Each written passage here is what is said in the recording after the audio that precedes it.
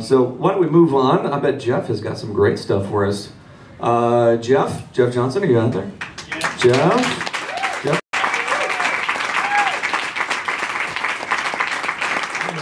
J.D. McIntyre. Thank you all for coming to this. I know there's a lot of other activities going on right now. I really appreciate it. By the way, I did have a couple of drinks before I got up here tonight. Woo! Alcohol! The thing is, I have some liver issues, so I've had to cut back on my alcohol like a lot for a few years now. So actually the cool thing about cutting back is I've noticed it takes less drinks to get a good buzz going. So that part's cool. I haven't been this buzzed since yesterday. Sometimes my friends and I like to quote lines from movies as they apply to real life situations. For example, if we find ourselves in an overcrowded rowboat in the middle of the ocean, a situation where clearly a larger boat is required, one of us will invariably say, "Looks like we're facing the Kobayashi Maru." I'd like to do a quick impression for you of a 10-second version of Citizen Kane. Ready? 10-second Citizen Kane. Rosebud. What did he say? Nosebleed? Credits.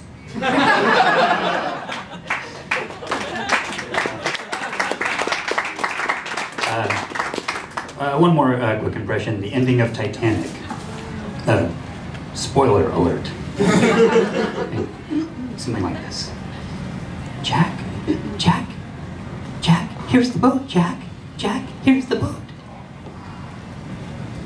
Thank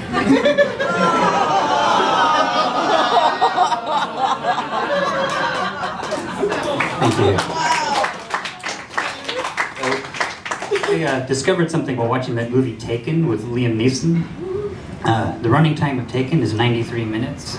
But if you back it up a couple seconds, every time Liam Neeson does something totally badass, it's 2 hours and 10 minutes. You're welcome. I like to apply some of those badass tactics in real life situations. Snap the dude's neck who's rude to the Starbucks employees. Or, I don't know, punch the guy in the throat who walks right up to the counter pretending like there's no line. "Hey, buddy." Or, I don't know, headbutt some old lady in the supermarket who comes up to the express line with 15 items. Woo! Yeah. Too far? Speaking of too far, I am really a horrible person. You know what I did the other day? Actually, I didn't do anything. I just thought this, so I guess it's not that bad, but it's pretty bad. I'm at the BART station. That's a commuter train in the San Francisco Bay Area. And train's really crowded like it usually is.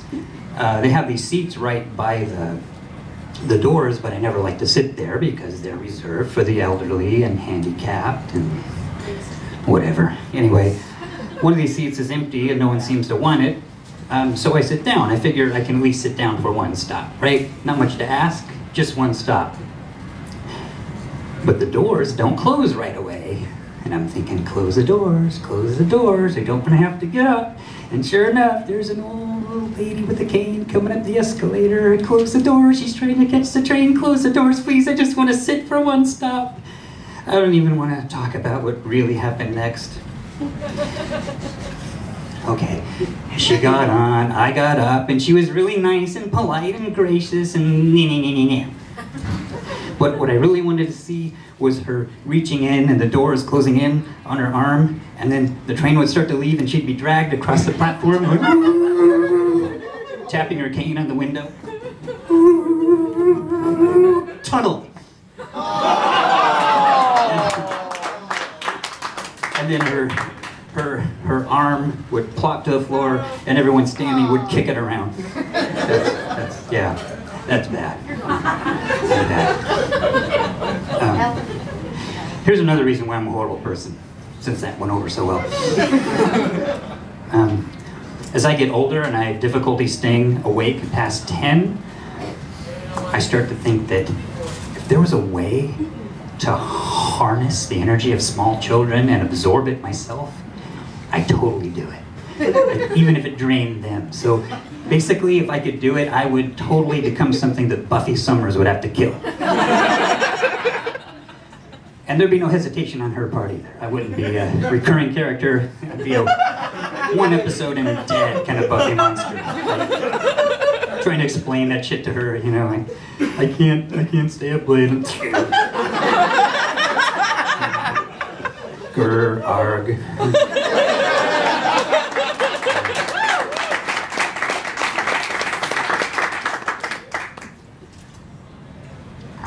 Pause, it refreshes. Whenever I participate in international talk like a pirate day, I like to do this. Say, isn't that a Navy SEAL with a snipe?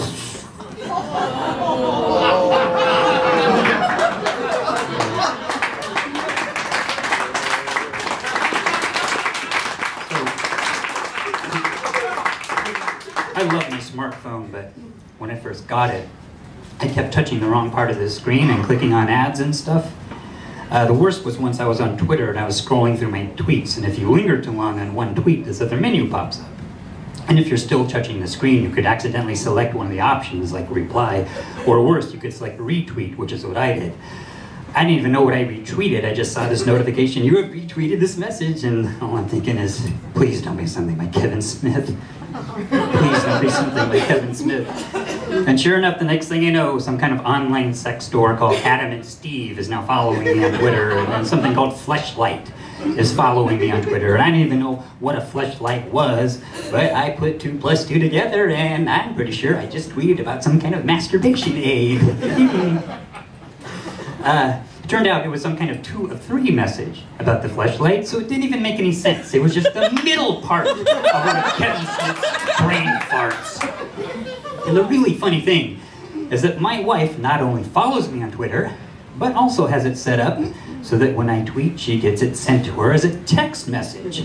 So she thinks I'm sending her a text about the fleshlight. Like, what do you think of this? Could be fun, right? I'm gonna stop by the marital aid store and bring home a new sexy toy. Except this one's just for me. Okay. I'm gonna now tell you what my wife calls the pink suit story. It involves an old suit of mine that was not actually pink, but my wife called it the pink suit because it had the ever so tiniest amount of pink pinstriping in the design. The actual color of the suit was charcoal, but for the purposes of the story and to make my wife happy, we shall call it the pink suit, even though it wasn't actually pink. Okay. 1999, an organization called the Society for the Preservation of Film Music was giving a special dinner and lifetime achievement award to film composer Lawrence Rosenthal, who scored many important films in the 60s, such as A Raisin in the Sun and The Miracle Worker, and also the 1981 version of Clash of the Titans. Good one. Yes. I had the honor of editing the video for this event. It was a montage of film clips showcasing Mr. Rosenthal's work over the years. And so it was a big night for me. I'm a huge film music nerd, and I love editing film clips, so I was really grateful for this opportunity, it was because of my day job.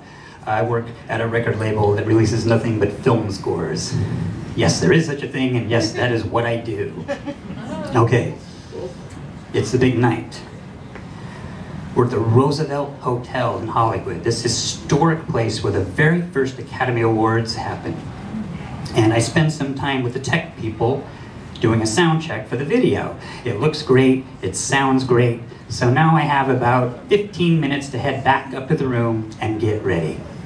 So I've got my suit, the pink suit that's not really pink. The thing is, before I left the house, I just threw the thing into a garment bag. What I didn't do was try it on to see if it still fit. I mean, you know, why would I do that? It had only been a little tight the last time I wore it, about 1.5 years ago. So, you know, what could go wrong?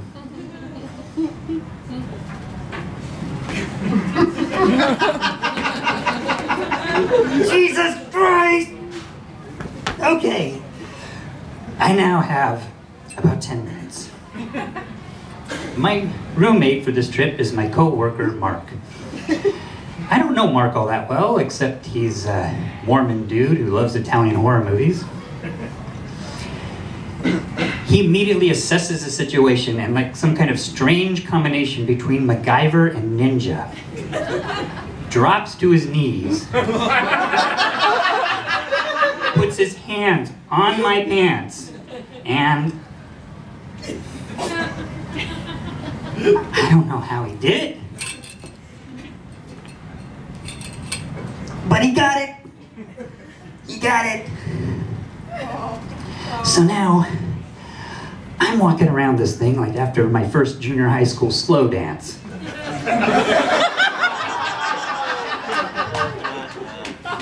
Meeting and greeting people. And oh, did I mention there's a dinner? Yeah, there's a dinner. So at this point, I just hope the little metal clasp doesn't snap off and take out a bunch of film composers who I happen to be big fans of. Sorry, Mr. Morricone, Mr. Newman, Mr. Newman, Mr. Newman. There's more than one Newman. Miraculously, everything holds together. The video goes over really well. In fact, right after the video, Lawrence Rosenthal gets a standing ovation. It was awesome.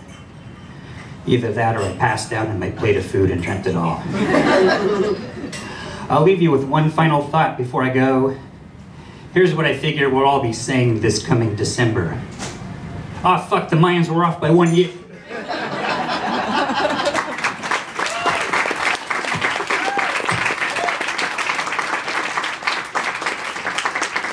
Jeff Johnson, everybody. Jeff Johnson.